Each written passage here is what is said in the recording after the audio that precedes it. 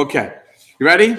So, good evening from London. Hello, Stan. Thank you. And good evening from Texas. And hello, Joseph Kavanaugh is always watching us. Okay, we're going to start, as I said, in memory of Stephen Yosef.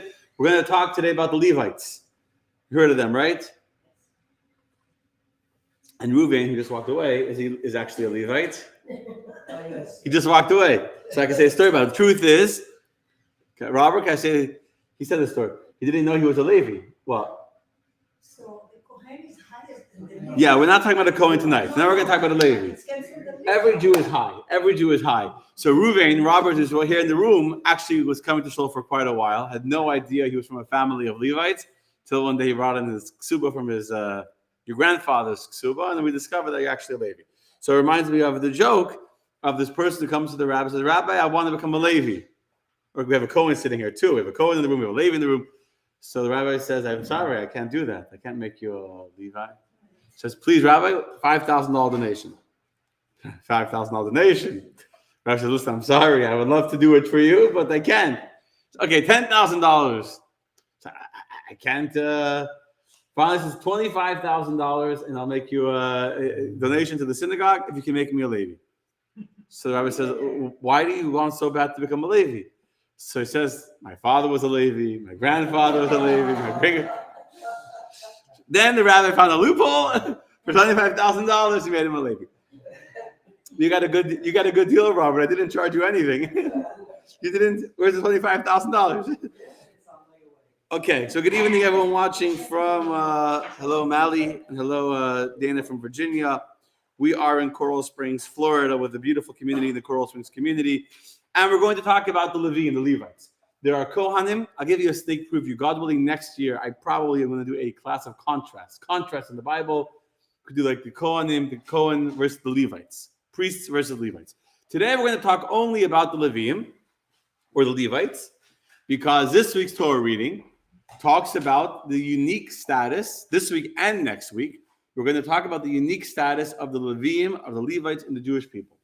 First of all, in this week's Torah reading, we're told that God asks Moses to make a census of all of the tribes of Israel, and we read how Moshe appoints 12 princes, and each one comes and they count 603,550,000 Jewish people. But the Torah says clearly, however, the Leviim should not be counted together with the regular census of the Jewish people. They are the special legion, the special forces.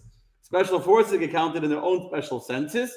And so we also read the Torah reading of the special, unique census of the tribe of Levi, separate from the rest of the Jewish people.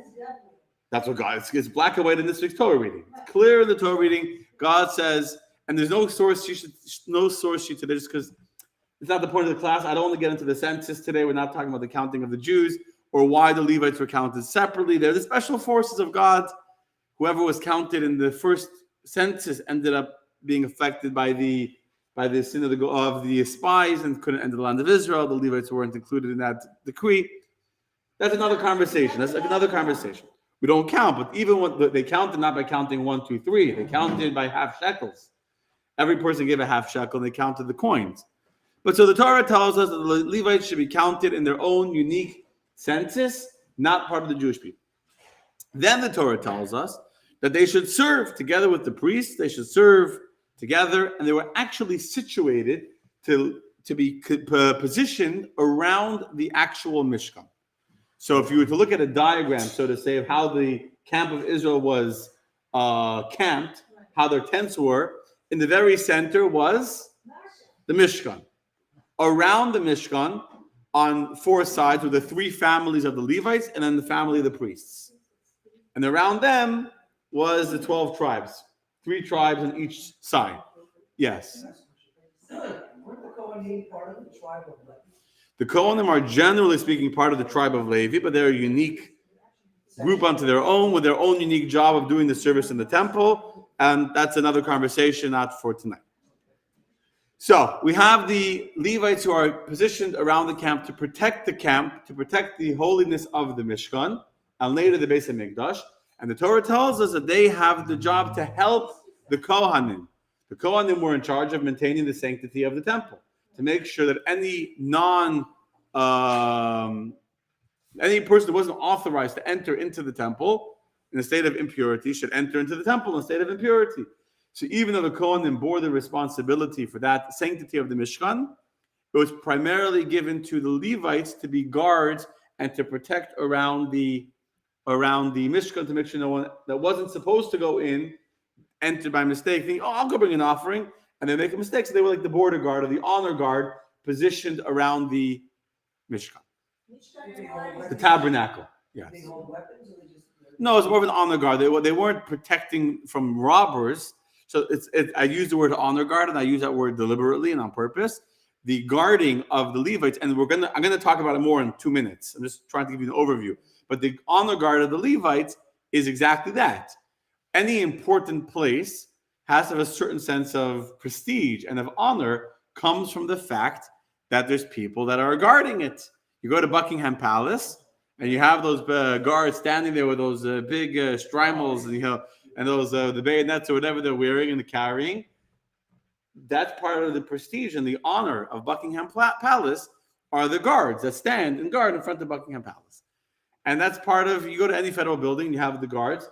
We can discuss how effective or useful they actually are, but that's not for today's conversation. But they definitely add a certain sense of this is an important place because there's at least people in uniform that are standing over here. That's why we have a police car outside the synagogue. We're very important. Yes. So that was one job that the Levites had, to guard around the Mishkan, to make sure that no one entered into the Mishkan that didn't belong there. The second job that the Levites had was the dismantling and the transportation and then the re-erecting or rebuilding of the Mishkan every time the Jews traveled, to take apart. So again, I didn't put source sheets because to copy all the text. You're talking about the whole end of this week's parasha and the beginning of next week's parasha that go through each one of the three families of the tribe of Levi. In short, briefly, the family of Kahas, the first of the three families, they were in charge of transporting the actual vessels, the actual items that were inside the Mishkan. And so they would come with different skins, and each different item had its own skin, tachash skins made out of tachash, the unicorn, we talked about that, the tachash skins, and the other garments had a tchelas, the red. They were walking backwards, they would cover the aron, they would cover the table, the shulchan, the table had the bread on it actually. Don't get too distracted either. They would actually cover, there was two covers. One cover, and then they put the bread and everything on top of it, all the vessels, and then there would be another cover. So even when they traveled, the bread remained on the shulchan, on the table. The showbread stayed fresh. The bread stayed on the table while they were transporting the table from one location to the next location. Same thing, by the way, with the golden altar. The golden altar had a fire burning on it. Eish Tamid, it was a constant fire.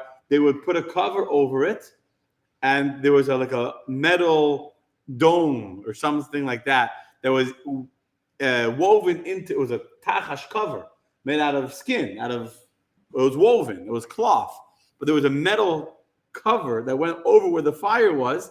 And one of the miracles is that even when they were traveling, the fire remained burning on the altar when they traveled. And it was covered with this cover. So they traveled, they would cover it. They made sure the fire didn't go out when they covered it. They traveled with the fire. And then again, because it was covered. There was a metal over there so the top part wasn't actually although it says it was tachash, so it was metal there that kept, it got hot, I guess. But yeah. So when they traveled, did they erect it every night? No, not every night. Did they ever travel longer than a week? So then for Shabbat? How long they traveled? I don't know. The traveling. I don't know how long the traveling was for. They didn't travel on Shabbat, that's for sure. Whenever they traveled. I don't want to get too into the traveling either. But when they traveled, God would the cloud of glory would lift up from the top of the Mishkan. That would be the sign. Moshe would say the verse. They would blow the shofar, not the shofar, the trumpets. There was a whole procedure how it was done. Tribe of Yehuda would go first. That camp of the three, they would go first. Then the priests, the Levites, would come in from Kahas, the family I'm describing now, would come in with their covers. They would cover the Mishkan, they would cover the vessels, they would put the sticks in. The only vessel that had the sticks that they would carry, to the picture, they would carry that was only the tribe of, only the Aron kept the sticks in it the whole time, the ark. It's a commandment of the Torah not to remove the sticks out of the ark. But all the other vessels, the sticks were taken in and taken out and put in every time they traveled. So they would come with these long poles. They would put it into the rings on the side of the altar, and that's how they carry the altar on their shoulders with these rings. And by the way, when they walk, they didn't walk. We normally think of pictures, they walking like straight. They actually walked facing towards the what? Yeah, but it says that they didn't They didn't turn their back to the Aron. So when they were carrying it, the front two were either walking backwards or they were walking sideways, but they didn't turn their backs towards the Aron. There's no one in the front. It must be difficult to walk that way. Walking backwards, so your face is towards the actual ark that you're carrying. That's not easy. I'm not saying it's easy. It was a job. There was a whole job. It was a whole process. So the first, I mean, we can spend an hour going through the details. I don't want to spend too long on this, but basically, the first three tribes went. Then the family of Kohath came in. They covered all the vessels. They put in the poles. They put in the covers. They lifted them on their shoulders. Once they lifted them, they wouldn't put them back down until the Mishkan was re-erected by the new location. So they would be holding it from when they lifted it until the Mishkan will be rebuilt. So they would pick it up, and then the family of Gershon would come in. That's the second family. They would take all the curtains. So they would take all the pegs and stakes that were in the ground. They would pull all the stakes out from the earth. They would wrap up. There was a fence, not a fence. I take that back. Like a screen, a mesh screen that went around the entire courtyard of the Mishkan. They rolled up that whole mesh screen. They would take all the curtains, all the tapestry that were on top of the Mishkan, top of the building. There were 3 layers: the goat one, and the tachashkin, and then the multicolored of the 24 different threads of the different colors, the red wool and the blue and the turquoise. They would take it all down. They had 2 wagons. They were loaded up onto the wagons, and they would take all the pegs and the ropes and the curtains. And then the family of Merari would come. That was the third family. They would dismantle the walls of the Mishkan. So all those heavy beams, they would take them apart. There were sockets on the top and sockets on the bottom. They would take out the sockets. They would load up the wagons with the beams, and then they would transport it, and then Merari would go. They would come to the new location. They would travel behind, and then the other 2 camps would come after them. This was all while the second group was traveling. So the tribe of Yehuda went, 3 tribes. They did all this. Next 3 tribes. Then they would travel, and they would come to the new location, and they would build. The tribe of Merari would come, build the walls. Then the family of Gershon would put on all the curtains, put in the stakes, tie it down to the ground so it wouldn't flap in the wind. They would put up the whole courtyard, all the screen of the courtyard, and only after it was built, then the family of Kohath, who was carrying the vessels, would then walk into the Mishkan, put down the menorah where it belonged, put down the table where it belonged, put the gold altar where it belonged, etc., etc. They would uncover it facing the other way, and they would go out. And that's how we set up. Yes. There was no floor for the Mishkan. It was just wherever they came. Wherever they came. Hello, how are you? Okay, so that was the second job of the family of Levi. Described in the end of this week's parsha, and then going on to the next week's parsha, each family had a whole job for that family. But to make it simple, collectively, the job of the tribe of Levi is to move and to set up the Mishkan for the next place where they were traveling to. Got it? Simple? Okay. What was the third job of the Levim? The third job of the Levim. Robert, you're a Levi. What was the third job? No. That was the Jewish people. Don't put me in the middle. I'll give you a hint. Hayom Yom. Today is Monday. Hayom Yom Sheni b'Shabbat. Shabo. Hayu Halviim Omrim b'Beit HaMikdash. Every morning we say the song of the day. And here's the siddur right here, right? What does it say in the song of the day? Hayom Yom. Today. I don't know why it says Hayom Yom. Let's not go distracted. Today is the second day of the week. The Monday, the second day of the week. Which on this day the Levites would sing the following song in the Beis HaMikdash.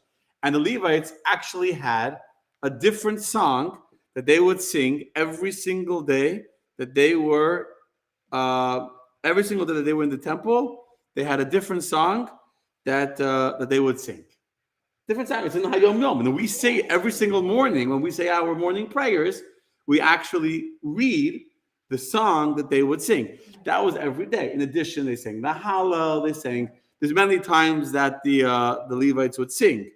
Every single day we bring the daily offerings. They would sing during the bringing of the offerings. The Kohanim, the priests, will be bringing up the animal, the parts of the animal up to the altar to be burnt. And as that was happening, there would be an entire orchestra of Levites who would stand on some kind of a dais. There was some kind of a platform that was built where they would stand, and they would sing different songs. They had a choir, and they had musical instruments. Well, you're giving a face. It was good. It was good. And they would sing. I'll give you, here's a list of the musical instruments that the Levites played in the Mishkan. You ready? So it's all from the Gemara. So they had 2 lyres, which is some kind of a blowing thing, 2 flutes, but not more than 12, 2 trumpets, but not more than 120, at least, no, there was a minimum. So there's a minimum in order for them to, the minimum, however many Levites wanted to come sing or wanted to come perform and play music could come. There was no max. Unlike the priests the priests were on a set schedule. You only allowed to serve 2 weeks of the year because how many priests can go up the altar already and bring the offering, right? So they had to take turns. But the Levites could come and sing, and you could have a 100-piece orchestra playing on the stage during the bringing of the offerings. There was a minimum of 9 harps, no upper limit, and then at least 1 cymbal that was used. Again, it could have been more. And so they had this stage, and at some times they would stand at certain holidays on Sukkot during Simchas Beis HaShoeva, during the dancing all night. Instead of being on the stage, they would actually stand on the steps. There's 15 steps in the temple that go up to the actual temple itself. They would stand on the steps of the temple and they would sing and make music for the crowd that was dancing in the courtyard of the temple all night. So this is a job of the Levites. In addition, on Pesach, or the day before Pesach, when they would bring the Pesach offerings. So the Levites would stand all Pesach afternoon, or all Erev Pesach afternoon, I should say, singing and playing music during, as all the Jews were bringing their Paschal lambs, they were singing songs of Hallel, of praise to Hashem during that time. So when you walked into the temple, when there's many different songs that were sung. It says the children, the Levite children, although they were too young to perform, to stand on the stage, they would stand on the floor under the stage and they would sing along with their fathers during the singing. So you have the kids would be singing along. That was what was happening. You walk into the temple to bring your offering, there'll be a stage and there'll be a whole family of Levites, however many were there, singing, playing on the harp, playing on the flute, playing with the cymbal, a beautiful orchestra of people that would be playing. Well, the playing. Well, you came a little late, but they also had to schlep a lot. Although the truth is, what? That you missed all the schlepping. But the truth is that when the temple was built, the permanent Beit HaMikdash was built, the Levites didn't schlep anymore.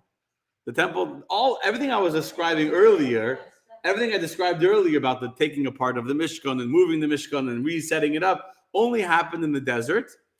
And I think, if I remember correctly, maybe 7 times, 10 times, 9 times, I don't remember. That the Mishkan moved in the land of Israel over the course of like 400 and something years. So it generally didn't move. It was in Shiloh for 310 years, if I'm not mistaken. It was in 310 years in Shiloh. They moved a few other places. But it didn't move a lot. So the Levites, and then once the temple was built, it was built. So their job was to guard. So once the temple was built, they had 2 jobs. Their 2 jobs was to be the guards of the Beit HaMikdash. The Kohanim were in the guard. So there would be a guard. And all night, they would guard the temple. Now, who was inside the temple at night? Nobody. No offerings were, I don't know, nobody. There was no offerings brought at night. Only during the day could you bring offerings. Stuff was burned on the altar overnight, but there was no one there. But again, as I said earlier, part of the prestige of the Beit HaMikdash is that it's guarded all night. So who guarded it?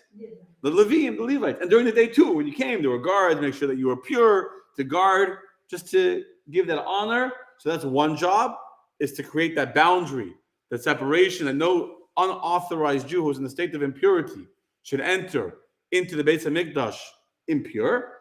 Secondly, into the courtyard. Secondly, during the times of the Mishkan, to move, to set up, to take apart the Mishkan, to transport it, and then to rebuild it in the new location. And their third job was to be the ones who would sing as a background or as an intro for the bringing of the offerings that were done during all the communal offerings, for sure. And then some people say it's an argument that if they would sing also during people's private offerings, but most likely they were singing then too. So when you came to bring your offerings to the temple, there were Levites singing songs. Okay. So far, clear. Yes? Easy. So our class is me in the Bible. So I was thinking today, actually over Shabbat really, talk about more today. Simple. What are the lessons for us from these jobs of the Levites? And although there's a lot of spiritual ideas that I could talk about, and God willing, maybe next we'll do a class on the different spiritual energy of the Kohen versus the Levi, of Chesed versus Gvura, etc. Today I'm going to focus on each one of these three jobs that they had, and how today we, every one of us, whether we're Levites, not Levites, we're priests, we're men, we're women, we're whatever we are, where we all have to do these three jobs. And these three jobs are all considered integral parts of Avodat Hashem, of serving God. No. So what I'm saying right now. It's not Israel. 1 second. My battery's running low.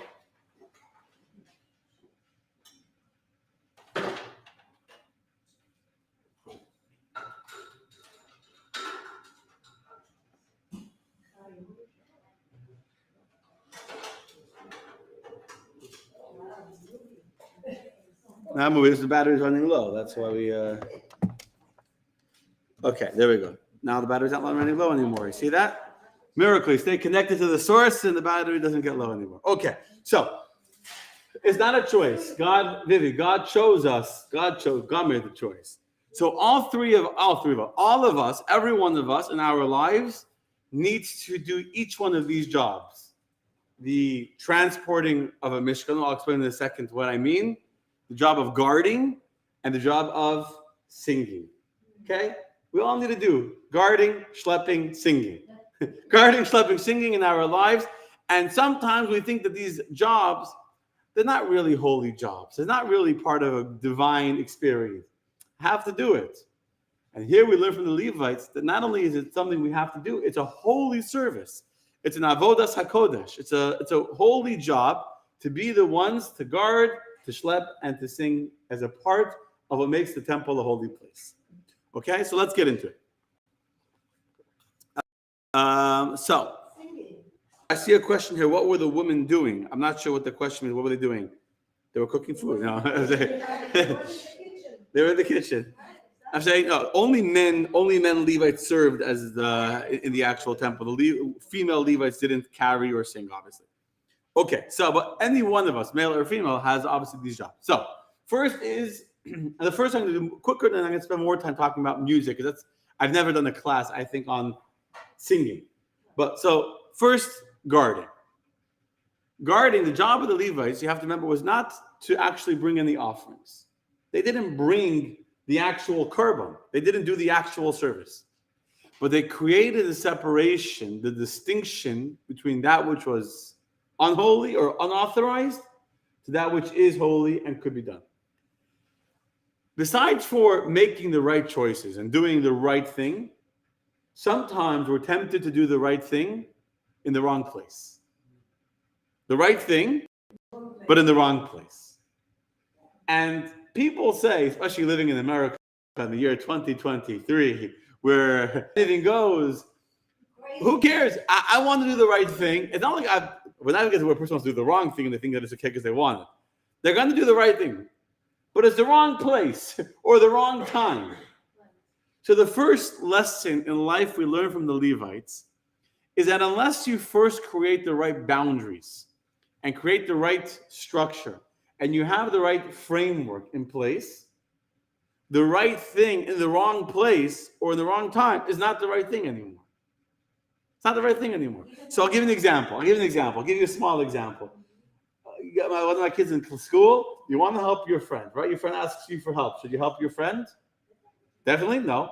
Not if it's during a test and they ask you for the answer, right? So, but if your friend asks you for help during a test, although it's a good thing to help your friend, but right now during the test is the wrong place or the wrong time to do the kind mitzvah of helping your friend. So if you say, I was helping my friend, that's not a mitzvah because not a good example. Not a good example. No, you're helping your friend. You're helping him get a good grade. He shouldn't get in trouble. Pretend you're your son, and he'll explain to you why it's a good thing.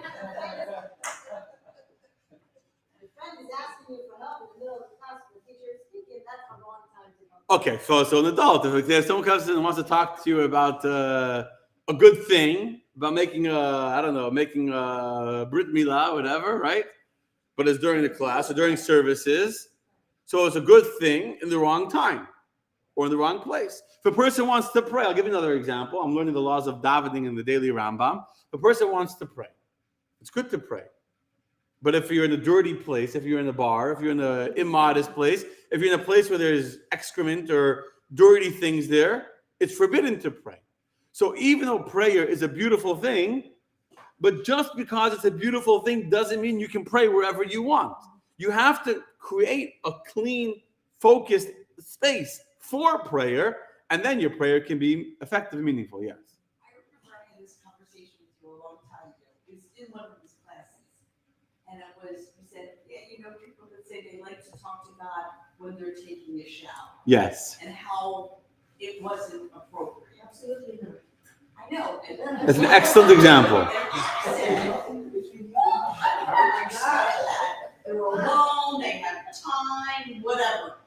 And today, where I am, I would be like, oh my gosh, is that a horrible thing to do? So Marcia's reminded me of a true story, a true example. I know exactly who it is. I'm not going to say any names, obviously, to give away any clues. But I was thinking someone, whatever, and he was describing that when he feels most spiritual, he feels most connected to God, is in the morning, he gets undressed, goes into the shower, and the water is like flowing down his body, and he feels the hot water on his body, and he feels very spiritual with the fresh water, and naked in the showers when he prays to God. He's naked and he's in the shower. So I can understand that hot water running on your body is a very good feeling and all that. And he was saying it to me like it's a beautiful thing. Like I feel very connected to God. And I had the very difficult job of explaining to him that in the shower, it's a good time to practice your singing, but it's not the right time to practice talking to God. But in his mind, this is beautiful because I'm feeling connected. So that would be an excellent example. Thank you for reminding me of it. It's not like some far-fetched, that's where he feels spiritual. And the truth is, there's so many, if you think about it for a minute, there's so many people that because I'm doing the right thing or have the right goal, the end justifies any means. That's not always true. And the first lesson we learn from the Levites is that if you don't create boundaries and you don't create a holy space that is separated from the unholy space, then if there's no separation, there's no real distinction, you're not really holy. Holy is only holy because unholy can't go there. Like private is only private if you don't let everyone see. In a religious marriage, our intimate life, our intimacy of the husband life is private because it's not public. When it becomes public, then it's not intimacy anymore. You understand? So that would be another very good example of loving your spouse is a beautiful mitzvah. Having an affection and feelings of closeness to your spouse is a beautiful thing. It's a sign of a healthy marriage. But just because it's a good thing to be in love with your spouse doesn't mean that on the airplane, the public is the right thing to show your love. It's the right thing in the wrong place. In a private room, when you go into your bedroom and you close the door and you lock the door, now is the right place for the right kind of love. It's a very important message. It's a very important message to not just be holy. Kohanim, the priests were holy, the Jews came to be holy, and the Levites' job was to say, hold on a second, make sure you're in the right place to do the right thing. You have to be worthy of going there. The right thing in the wrong place is not the right thing anymore. In Judaism, the end does not justify the means. It has to be done in the right way, in the right place, in the right time, etc. By the way, it's just like, if we get another example, people that have a Pesach Seder 2 days on Sunday. I even know a shul. There's a shul here. They do their Purim party on Sunday. Now, what happened to Purim that year is on Tuesday. Tuesday's a work day, so we'll celebrate Purim on Sunday instead of Tuesday. And the people that have that doesn't work. The travel arrangements, our kids are in college, so we're going to do our Pesach Seder on Saturday night. Now, this year's on Wednesday. I understand that your travel arrangements don't work out, and you have a meeting or you have work, whatever. But to have a Pesach Seder on Saturday when the Seder's on Wednesday, it's a beautiful thing. Have a family dinner, get together, it's beautiful. But it's the wrong time. So don't pretend it's a Seder when it's not a Seder. It's a family dinner, and that's good. That's the only time you have a family dinner. Understand? It's not so great to say this in America today, but it's a very important recognition that the Levites teach us the right thing in the right place. Okay. Lesson 2. I know somebody that had their Seder on Friday night this year. And I didn't say anything to her. Should I have said? Whether or not you should say something depends on your relationship, depends if they're willing to hear you or not. I'm speaking to on the computer. I don't know who's listening. I don't know who will take it the wrong way. Because everything you say will be taken the wrong way and used against you. I know already from experience. Right. But I'm saying it not to anyone in particular, so it's a kind of like abstract. Listen, if you can only get your family together, Marsha, if you can only get your family together on Friday, so have a Friday night dinner. But don't think that I don't need to have a Seder on Wednesday because I'm doing something on Friday. Right, so that's an example where you're missing the Kohen going up the altar, but the Levite who to make the boundary. Okay, let's go to lesson number 2. Wait, sorry, Rabbi. What was the relation to the garden of what you were saying? The Levites were in charge of guarding. The first thing you also came up. The first guarding. They were Vishamru es Mishmarti. This is Torah reading. No, guarding. The honor guards. Vishamru es Mishmarti. It says in the Torah that they should guard my guarded place and they should make sure no one unholy goes in there. Okay. And that's what happened at the temple too. The honor guard, etc. Okay. Second thing, the schlepping.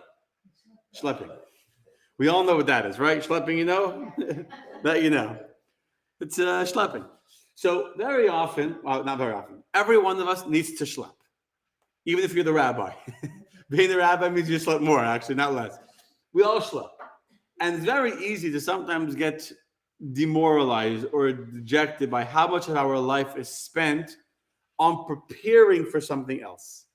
And not enough time is spent doing what we actually think is what we're meant to be doing. In Torah, it's called Hechsher Mitzvah. Hechsher Mitzvah means a preparation for the mitzvah. So actually, the Gemara does a discussion if we make a bracha on the building of a sukkah. The sukkah is part of the mitzvah of making a sukkah. We don't make a bracha. We don't make a blessing when we build the sukkah. And we don't make a blessing when we tie the lulav and the esrog together. Even we tie it before, you can't tie it on the chag. You have to tie the lulav and the etrog before the holiday. But even though we're tying it together, and that's a commandment, it's only hechsher mitzvah, the preparation. We don't make a blessing. But there's almost a theory that you should. So we spend a lot of time. I'll give you a better example. You have a Shabbat dinner. How many hours does it take you to prepare your Shabbat dinner? Probably more hours than the actual Shabbat dinner, right?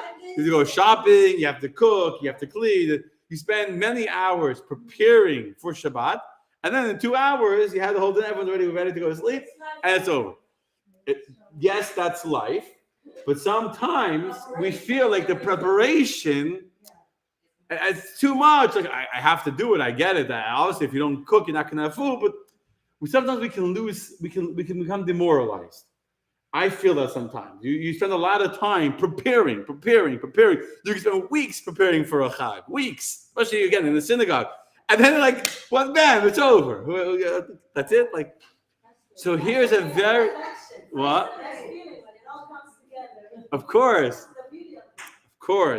But there's a very important lesson for us here, too. The Levim didn't get to bring up the offerings of the ark. They were the ones who were only preparing. Their whole life is spent getting ready for they're bringing they're setting it, they're schlepping it, they're building it, they're erecting it, and then they go home. And that is part of the holy service of the Levites. That's Avodas HaKodesh. That's a holy service to God, to schlep, to go shopping, to stand in your kitchen cooking. That's holy. It's holy. Yes, you don't make a blessing on it. You can't say, I'm doing the mitzvah now, preparing for Shabbat with a blessing with God's name. But when you go shopping for Shabbat, when you're standing in your kitchen cooking, and when you're schwitzing, building the sukkah, and you're buying stuff for Pesach and making the matzah and tying your lulav, you're actually being part of the service of God. You're serving God at that moment. I'll give you another example. You give tzedakah. You give charity. So how long does it take to write a check to charity? 2 minutes. How long did it take to earn the money you gave? Hopefully if it's a big check, it's a long time. It's a long time. And yet, all that time of working, as the author explains, when you give the 10% of it, all that time spent at work now is preparation for the mitzvah. Not the actual mitzvah. But if you're going to give 10% of what you earned, now all of that time spent is part of the holy service of God. Part of the holy service of God. So that's lesson number 2 for us from the Levites. That even though they didn't get the honor and the feeling of the celebration of the actual offerings in the temple, they were building the temple. They were carrying the temple. They were doing all the prep work. Prep work for God, prep work of a mitzvah is also a part of the mitzvah, is also part of serving God. It's called Hechsher Mitzvah. Oh, Avodat HaKodesh, which means holy service. The preparation for the mitzvah is part of the service of God, the holy service of God. Okay? And then we come to the third job of the Levites, which is the singing of the songs and the playing of the musical instruments, the flute, the harp, etc. So let's talk about what music does and the kind of love and the kind of emotional feeling that's created not through bringing an offering, not through prayer, not through on God's greatness, but on music. Okay? So let's talk first about music, and then I'll talk about spiritual language for the thing. You ever imagine you walk into a room? Just imagine walking into this room right now, okay? And all of a sudden, Robert walks in. Michael grabs Robert's both hands and starts shaking his hands and like jumping him up and down. Bruce, what would you say, Bruce?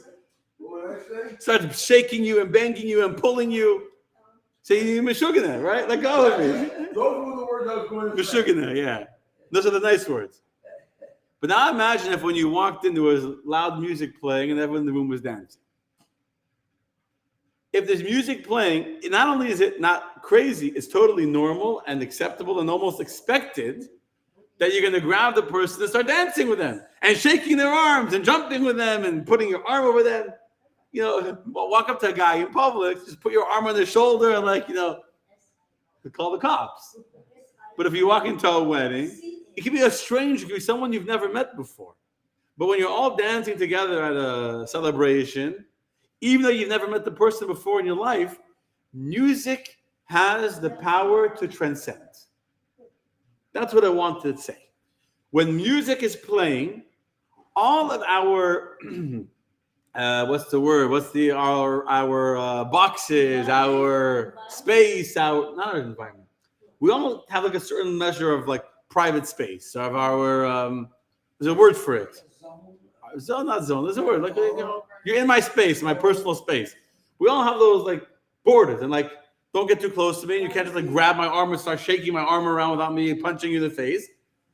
But when it comes to music, go to some concert, right? I don't go to bars, but you go to these bars, and you see videos in the mosh pit, whatever. Yeah, like they're squammed together like sardines. There's no personal space there whatsoever. None. Not even like an hair's breadth of personal space. And it's totally normal. The reason why it's normal is because there's music that's allowing all these people to transcend their own private, normal feelings or identities. More than feelings, they're transcending their own personal identity and becoming part of this greater energy of the music that allows them to transcend themselves. That's the power of music. And there's nothing really else like that is that powerful that allows us to transcend our own identity and become greater than ourselves. And by the way, this is true not only with jumping into a mosh pit at some concert. It's true if you're sitting in your office and you're feeling stressed out and you put on some nice relaxing music, it will absolutely calm you down. Or if you're feeling a little bit like, your adrenaline is low and you want to work out or whatever, you want to walk and you put on some loud, lively music, it will motivate you. It will get you energized. And you can start singing and dancing. Right? You ever driving in the street and you come to the red light and you see the guy in the car next to you, he's like, really? He's happy, whatever. They're like in a different world. They have whatever song is on.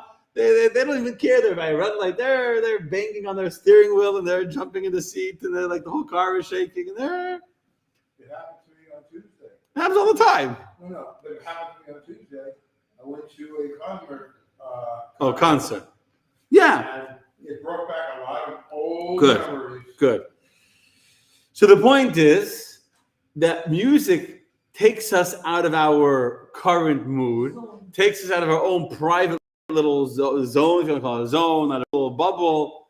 And music has an unbelievable power of transcendence, of taking you out of where you are and taking you a whole higher level of awareness of existence, where you literally, you fly away, you float high in the music, and then it's over, and you can come back down. But during that time, no drugs involved, no nothing. It's just music, and you're on the high, you're dancing, you're grabbing people, it's beautiful. And the same thing is with serious music. You listen to a heartfelt niggin, a heartfelt song, and you can feel transported. You can feel your soul opening up. In fact, the Alter Rebbe writes that a niggin, a song, is the quill of the soul. We have ways of expressing our brain. We have words for that. We have language for that. We have ways of expressing what we're thinking about. But how do you express what you're feeling in your heart, in your soul, rather? So a niggin, a heartfelt Hasidic melody, especially many of them don't have words for that reason, to allow you to feel wherever you want to feel, is the quill. It's the pen of the soul. So let's take this idea now into a spiritual dimension. In Tanya, the Alter Rebbe talks a lot, if those who learn the daily Tanya, a lot about love of God, fear of God, a feeling of reverence. So a very important idea in Hasidic philosophy, that if you want to truly be connected to God, it's not enough to just do the commandments, but you have to also emotionally connect to God when you do it. And therefore, an important idea of Hasidic philosophy is to spend time first of all, learning, and then meditating on the greatness of God, on the power of God, on the grandeur of God, how small and nothing we are in comparison to God. And there's many different kinds of meditations and different ideas and different thoughts. We've done some classes on them. They bring you to a feeling of closeness to God, a feeling of awe, of God's greatness, etc., etc. What's the objective of all these emotions? They're meant to be like wings. Wings, you have two wings, the right wing and the left wing, and they are what allows the body of the bird to soar on high. So if you want to infuse with vitality, that it shouldn't be like a dead body, but it should be like a body with a soul inside it, you infuse love, the awe of God, the feeling of reverence for God. And now your mitzvah is not just an empty, meaningless action, but it's action that was done with heart, with soul, with life. It's alive. It's moving. It's actually alive. So every single meditation in the Tanya, and this is what we've been learning again the last few days, every meditation that's brought in Chassidus, that's meant to create an awareness of God's greatness and the love you have for God, is meant to be brought into my heart, into my soul, to infuse what I'm doing, that I should do the mitzvah better, with more life, with more excitement. There's one exception. The one exception, which is the very, very last kind of love that the Alter Rebbe describes in the entire Tanya. The last meditation that the Alter Rebbe gets to, in chapter 50, where he's talking about a love called Kalos HaNefesh. Kalot HaNefesh, in simple English translation, is transcendence. It's a moment when your heart feels this world is not where I I want to be close to God, that I don't want to be here anymore. I don't want to be stuck in the distractions and the pettiness, mundane. I want to transcend. I just want to be one with God. Now, every other meditation that we think about is not meant to cause us a desire to leave the world or meant to create a desire to be so holy that we become like the angels. And to make us prayer emotion with more feeling, with more intensity. The only exception is this kalos hanefesh, this longing of the soul to transcend the world. In Chassidus, described a lot as a rotzoi, which comes with the shov. Described in, I think it's in the prophecy of Yecheskel. There was a longing that he saw that the Yecheskel in the head of the chariot, he saw the angels were coming to and fro. They were going, they were running, and the shayf, going forward and then returning. So there are times in our life, just that we need to create boundaries, and we need to create distinction before we can do the mitzvah and do something holy. We need to make sure we're doing it in place at the right time. And just like there's a lot of time that we spend preparing and schlepping and shopping and getting ready for the moment of mitzvah, so too, there are times before that we need to sing a song and experience a moment of transcendence. A moment of transcendence where we feel the desire to leave for a moment. We feel the desire to get beyond this world, to let go of this world, to become greater than this world. Now, we're not meant to stay in that place. We're meant to then, I'm going to explain soon, we're meant to bring it back. We're meant to then come back into this world. But if a person never, ever, ever takes a moment to soar a little bit higher, to feel a little bit of elevation, you become trapped in the stress, in the mundane of this world. And this is the third lesson for us from the Levites. The Levites were in charge not of the offerings of the temple, they were in charge of the songs. They were in charge of the music of the temple. The music is what allows for the experience to be an experience that transcends, an experience that takes us beyond our current existence, beyond our current moment. It allows us to be something a little bit greater than who we actually are. Right? We always say, well, if you have to dream to the sky, you have to dream to the stars. You have to always have a recognition that who I am is not who I want to be. I want to be greater than who I am. I want to be holier. I want to be closer to God, closer to holiness. That's the power of music in general, of holy music I'm talking about now. I mean, music in general transcends. When you sing a holy song, a Jewish song, a melody that's meant to inspire, not music is meant to do whatever it's meant to do. Modern day non-Jewish music, secular music, is meant to create certain grooves and vibes and energies. I mean, the first time I went with like all this like techno music, whatever. Certain like it was techno music. No, it was, and he was explaining to me, whatever. My brother-in-law, he was the whole style of music, and they had a DJ who was like said they didn't have a band. They had a DJ who was a professional, kind of like techno. He was explaining to me how the dancing is different. And by the way, it's true. Regular music creates a feeling of dancing in a circle. Techno music, you don't dance with other people. You're dancing like you're grooving by yourself, and everyone's like grooving and moving, but not with other people. So the music is actually, I don't know the psychology behind it, but the music is designed in a way and it creates a certain energy within you.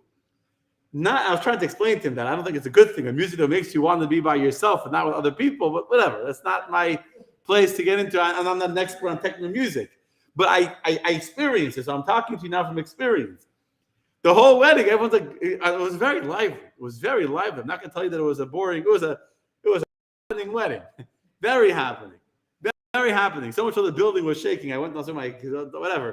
It was an old building in Virginia. Like, I was sure, like, it was like after some building had collapsed a few months before. Like, you see the doors downstairs were like rattling. It was very lively. Very lively.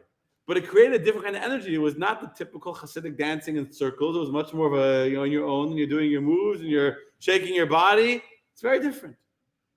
And so when you sing a holy song, a Hasidic song, a melody that's designed to help your soul express itself and break free from the normal shackles and constraints of our body, able to transcend, to elevate, to get a little bit to say abyssal hecher. Abyssal hecher. And I always say the story. I heard it with the Mendel Futterfass. The Futterfass. Remember, we were by his grandson's home in New York. So Mendel Futterfass, the first time he was on the airplane, he flew after he'd already been a year in Siberia in prison. He was a big rabbi. He flew from Captain England, whatever. He flew to Israel. And so he said he learned a lesson from being on the airplane. What lesson did he learn from being on the airplane? I think that's allowed when you go on the airplane. If you're ever sitting on the airplane and you look out the window, and you can even see where you live, you can see the houses, what happens. As he said it in Yiddish, as megeit abyssal hecher, when you go a little bit higher, a little bit off the ground, you see how insignificant. Gashmish ved kleiner, the world becomes smaller. Basically, you see a fancy car, not fancy car, this kind of brand clothing, labels, non-labels, a fancier, a bigger home, a smaller home. Yeah, down here it looks like a big difference. Go a little bit higher, and this kind of car and that kind of car, it's all the exact same thing. You can't tell the difference anymore. When you spend your whole life living on earth, it's very easy to get distracted by the size of the car. When you transcend a little bit. As megeit abyssal hecher, when we go a drop higher than the world, we elevate ourselves, we transcend ourselves off the world a little bit, temporarily. That brings us to a moment that we're higher than the world a little bit. We've transcended. Now we're ready to come back down and bring the offering. But the offering we're going to bring now is going to be a whole different offering. There's many stories about the power of nigun, of a musical, especially of a Hasidic melody, of a Hasidic song, to help a person totally transcend the world. The story of a Rebbe, I don't remember who had to have some medical procedure, and they didn't have anesthesia as before. So give me 10 minutes. I'm going to sing a song, and then you can do whatever you need to do. He began to sing, and then they did the procedure, and then they did an operation on him, and he was singing the song. He was oblivious. He didn't feel the pain. He was in another world. That's already a holy, holy person. But there's many. I'll tell you on the personal experience, hundreds of times. You close your eyes, sitting by a farbrengen, you close your eyes, you sing a niggin, and if you get into the niggin and you let go of yourself, you can let go of yourself. And you can go abyssal hecher. It's not a lot, but a little bit higher is a little bit higher than where we are. Then you open your eyes, the song is over, and you're back in the world. But you're back in the world with a little bit of an awareness of what the world looks like from higher up. But there's one story, I just want to share one story. It's a beautiful story. It's a long story. It's a story within the story, but it's a very important story. So there's a story in the story. The story begins with Simchas Torah. In the early years of the Rebbe's leadership, the Rebbe would every year on Simchas Torah teach a melody on Simchas Torah after Hakafos. Meaning, so on Simchas Torah night, people go all over the shuls. They'll come back to 770. I don't remember what time Hakafos would start. It would start late. It would go for hours. It would finish 1, 2, 3 in the morning, whatever time. And then the Rebbe would go up to his room, and then like an hour or two later, 3 o'clock in the morning, 4 o'clock in the morning, the Rebbe would come back downstairs to 770, which is still packed. With the all-night affairs, Simchas Torah in 770. And it started the first year, the Rebbe got up on the milk crate, and the Rebbe would teach a song. He did it for 10 years until Tavshin Chaf Daled, 1964. He said he taught 2. He said, we'll see what happens next year. And his mother passed away, Vav Tishrei, Tavshin Chaf Hey, and then he didn't do it that year, and that was... Anyway. And so during Simchas Torah, the Rebbe would explain most of these songs were songs connected to the holidays. There were songs that were not very well known. Some was like Shamil is a famous one. So one year, the Rebbe taught the song called Shandam Zmiris. Familiar with the song? It's a very beautiful, heartfelt song.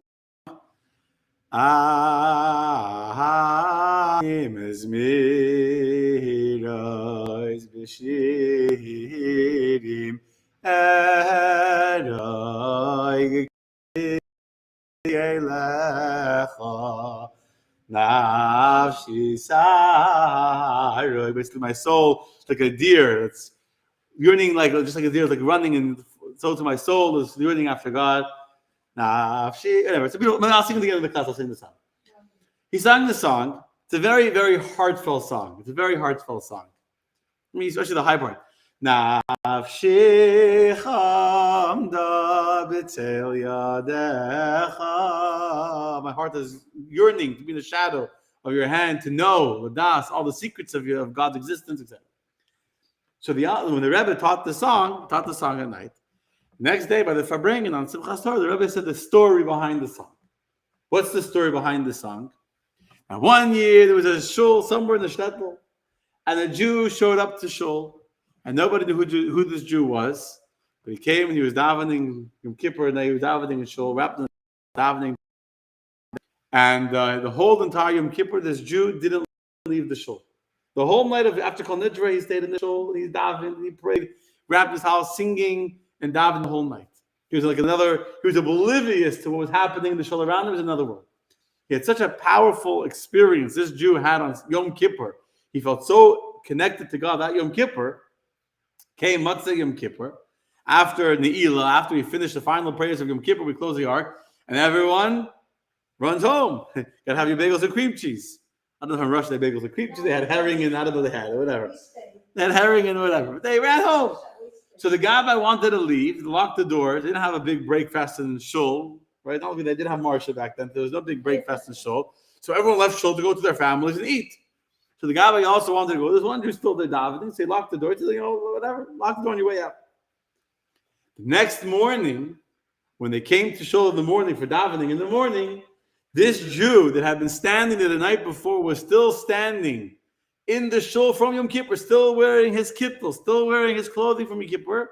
And the Rebbe described him, he was standing with his knee, his foot up on the chair like this, like his foot up, and his hand, they can't see him in the screen, but his hand was like his elbow on his leg, with his head in his hand, if I remember correctly, is how the Rebbe described it, resting in a state of absolute dveikos, in a state of such outer world existence. He was oblivious, didn't know the whole night had passed. He was still standing there on this high of Yom Kippur with the talus on the shoulder, and the Rebbe said he was singing this song. He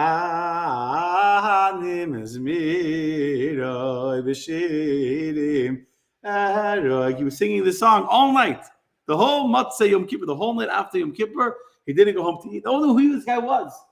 A random person, no one met him. The whole night he was standing in shul till the morning of the day after Yom Kippur, singing this song. And then they came to daven, and they woke him up, and then he went to go eat something. That's the story the Rebbe said, describing how this Jew was in the morning of the day after Yom Kippur, still in shul with his head on his hands, singing this song.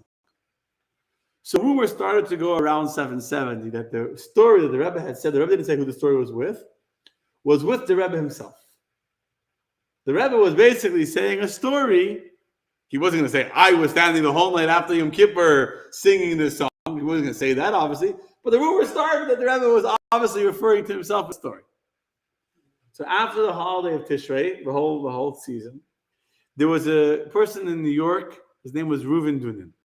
Reuven Dunin is a very, very long story. It's a very interesting story. He was a tractor driver from Israel. Oh, yes. He became a Baal Teshuvah. He was a very holy person with a very holy soul. He wanted to become a rabbi, and the Rebbe sent him back to the tractor driving in Israel. He made hundreds of Baalei Teshuvah. Hundreds of people became religious through this chassid who wore jeans. He didn't wear a black coat. He sat in his tractor with his jeans and his, his t-shirt, dressed like a tractor driver with a long beard. And he would have the opportunity to talk to many, many people that would never talk to a rabbi. And he made many, many people come close to Torah, to mitzvot. That's where the Rebbe told him his soul belongs. But him and the Rebbe had a very close relationship. The Rebbe told him that he'll have an open door to him, and that anything he needs, he can ask the Rebbe. The Rebbe took him under his wing in a very personal way. Many stories. The first time he came, and the Rebbe said, the Rebbe taught him a path how to do teshuvah, whatever. So when he went to have his yechidus after the whole Tishrei, the month before he went back to Israel, he asked the Rebbe about the story, and because people are asking him, asked the Rebbe. So he asked the Rebbe, "What's the story? Is it true?" They're saying it was with you. Like, who was the story with? I don't know if he asked the Rebbe straight up, "Were you the one in the story or not?" There you go. I don't know if he asked straight up, "Were you the one in the story?" or he just said, like, "Who was the person in the story?" But somehow he implied that there's a rumor going around 770 that the Rebbe was the one that was stayed all night singing this song. So the Rebbe smiled, and the Rebbe told him, "It wasn't me. It wasn't the chassid. It was from before the times of the Baal Shem Tov." This story happened many years ago, before the Baal Shem Tov. What was the story? So the Rebbe told him the story of the story. The story of the story is as follows. There was a Jew who was traveling he had spent many, many months traveling on business. He finally collected a lot of money. He was coming home to his family. And on the way, he passes by a prison where he heard a family crying. He heard someone crying out there. It used to happen, the pirates would have a debtor's prison. The person fell behind on their rent. They owed the pirates, who was a local landlord, the squire, but they say a landlord today. What's a landlord? You have to go to court to evict someone. Back then, the landlords in Russia and Poland, they had unbelievable authority, more in Poland.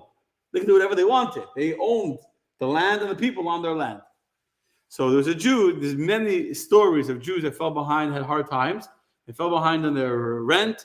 And as soon as they were behind, there was an excuse for the landlord, the pirates, to throw them in prison, have them die in this debtor's prison, and take their stuff. So here's this person crying out for help. He finds out there's a Jew in prison. He's been there for a long time. He goes to find out how much money does he owe. He finds out that this guy owes the exact amount of money that he had. Everything he had earned, his entire life savings, everything he had borrowed and invested, all of his business, he'd been gone for months, traveling, doing business. Every single penny he had earned was exactly what would be needed to help this person. Now, to give everything you have to save a person you've never met before in your life, and give everything you own, that's a tremendous act of charity. Tremendous act of charity. Wasn't sure if he should do it, not do it. He tried to go see if people would help give money. In the end, making a long story short, he came to the pirates and said to the pirates, I will pay for the entire debt he owes if you let him go. Pirates said, believe me, you have to go. We got the money, give him all the money. And the pirates goes to bring the Jew that had been in prison. And guess what? In the time in between, when he found out this Jew was there, until he found out how much money he owed, until he went and counted how much money he had, and he brought to the pirates and all that, the Jew died. And the pirates is laughing and laughing and laughing. He said, I got your money. Here's the Jew you redeemed. Go take him. He gave all this money to even save a life. The guy had died minutes before he gave the money. So he had the mitzvah of giving a kosher burial. But still, he gave everything he had. He thought he was saving a family, and here it was already they were dead. So you can imagine he felt very, very sad, very broken, very how could that be? He felt very, very broken. So nothing. And then he falls asleep. And in heaven, they come to him in the dream. The angels, or I'm not sure who came to him in the dream, and said that there was such a ruckus in heaven from the tremendous sacrifice that you did in your mitzvah.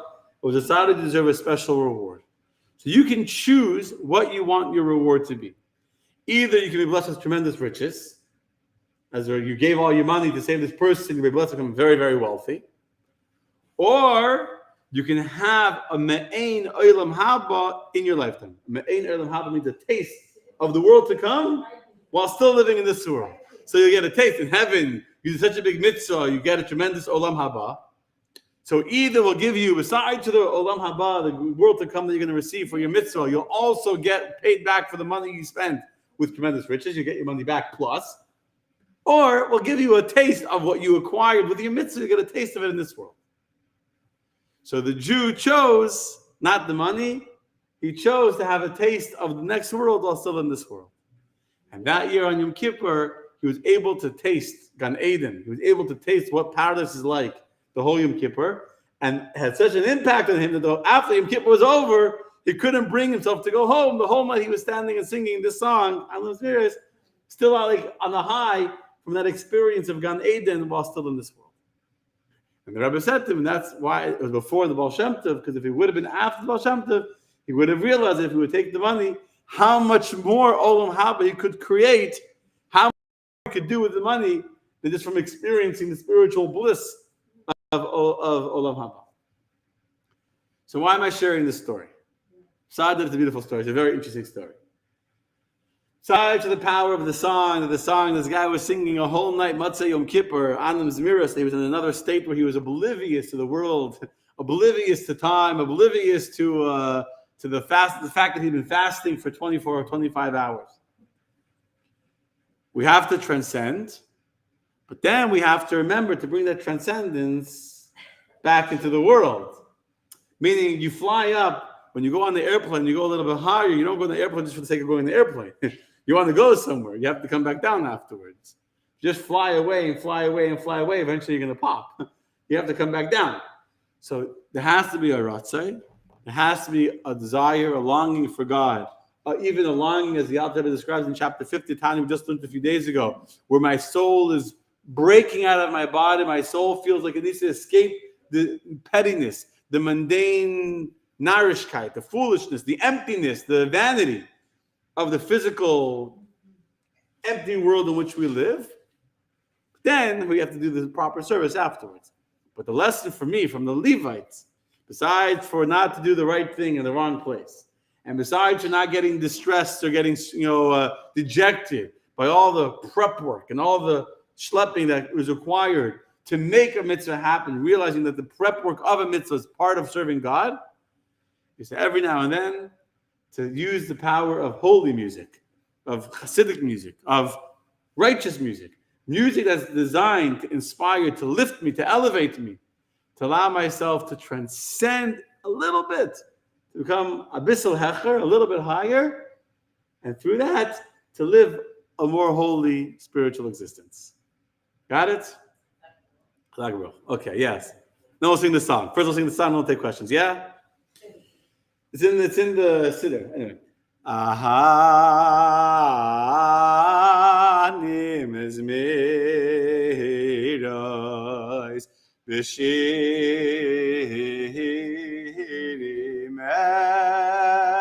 erai ki elecha nafshi sarai nafshi chamda b'tel yadecha ladas kol rasaydecha nafshi chamda b'tel yadecha ladas kol rasaydecha. And it goes again and again. Okay, anyway, that's the story. That's the song. Now, questions? Yes. I said before the questions, two important announcements. First of all, next week, Monday night, will be a Shavuos class on the yeses and the nos. I already know I'm going to teach next week, which means I have something good prepared. The yeses and nos of Judaism, talk about the story of Beis Shammai and Beis Hillel with the converts and chasing them away. It's going to be a good class next week. B'ezrat Hashem. Yeses and nos, how they accepted the Torah on Sinai. They said yes, they said no. Next week, Monday night, 8 p.m. Tomorrow night, we're starting JLI Supernatural. If you want to join us, it's going to be a fantastic 4-week course on the supernatural aspects of the world, the paranormal, dreams, astrology, jinxes, curses, that kind of stuff, red strings, chamsas. Next, starting tomorrow night. You can still join us if you want. And, of course, next week is Shavuos. Next week is Shavuos. Starting Thursday, there'll be all night learning in my home. Friday, an email went out with the schedule. I'll do it again. Another email will go out, I'm sure. Friday will be a beautiful, full dairy lunch after the Ten Commandments. A program for kids. There'll be a Shabbat lunch, everything. Okay. Also, next Sunday is my birthday. If you can, for the men, we're doing a mini, trying to get 38 men. No, 83. Not that. Just 38. Come Sunday morning. Sunday, Rosh Chodesh is my birthday. On Sunday. Okay, Andrew wants to see me in the mosh pit. Yes. I've done that not in the mosh pit, but yes, in 770. 770 is like a mosh pit. Okay, yeah. Question, Robert. I was wondering about the story about the taste of the world to come versus taking the riches. Is the concept, if you would have took the riches, you would have been able to do 3 other families, and therefore that would have been the greater mitzvah? Correct. Absolutely. That's what you should have done.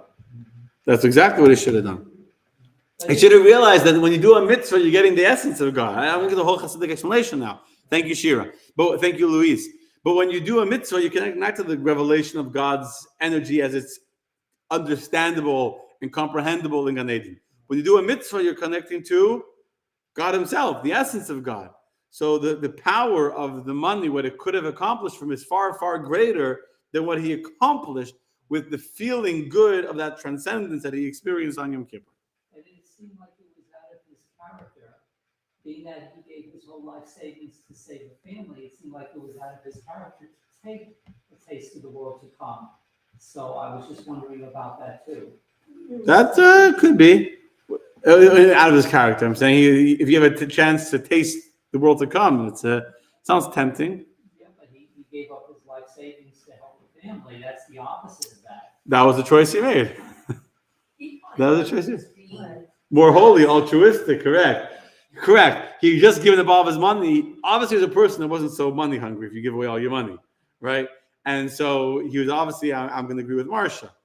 I want money. I just gave away my money. I don't want money. I want holiness. I want the mitzvah. So I couldn't get the mitzvah. Let me get the spiritual reward of the mitzvah. Okay. That's a story, my friend. We're overtime next week. Next week, overtime, who was saying? Next week, same time, same place.